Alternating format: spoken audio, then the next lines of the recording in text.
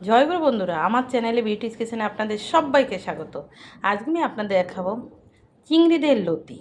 তো এখানে দেখুন আমি সুন্দর করে কেটে পিষে ধুয়ে রেখেছি মোটা মোটা লতিগুলো। তো লতিতে চিংড়ি মাছটা দেবো। দেখুন এই যে চিংড়ি মাছ আমি বেছে ভেজে রেখে দিয়েছি।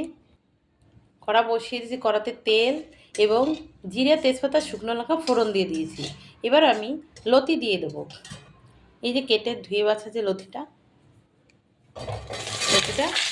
দিয়ে দিলাম। তো একটু নেড়ে চেড়ে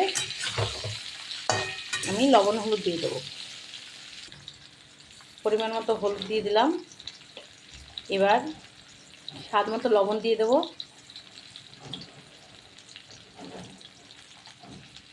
এবার এটাকে নেড়ে চেড়ে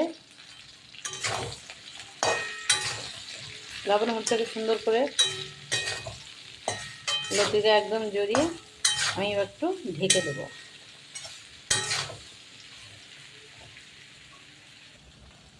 দেখুন বন্ধুরা, একটু কষানো হয়ে গেছে। এবার আমি চিংড়ি মাছটা দিয়ে দেবো ভেজে রাখা। এটা নেড়ে চেড়ে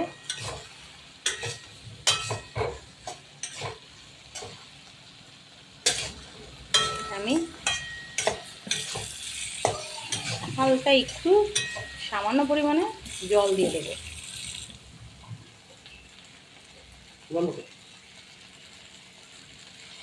এই যে জল দিয়ে দিচ্ছি,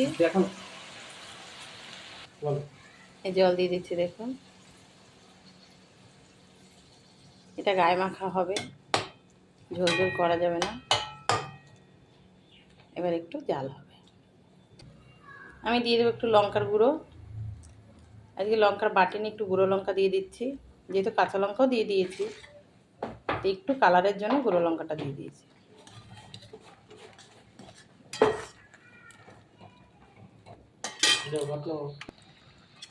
দেখুন বন্ধুরা, আমার কিন্তু লতি চিংড়ি হয়ে গেছে।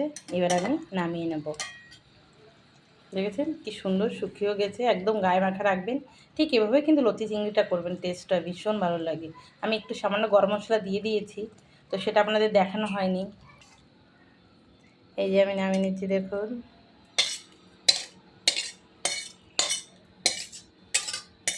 ব্যাস হয়ে গেছে।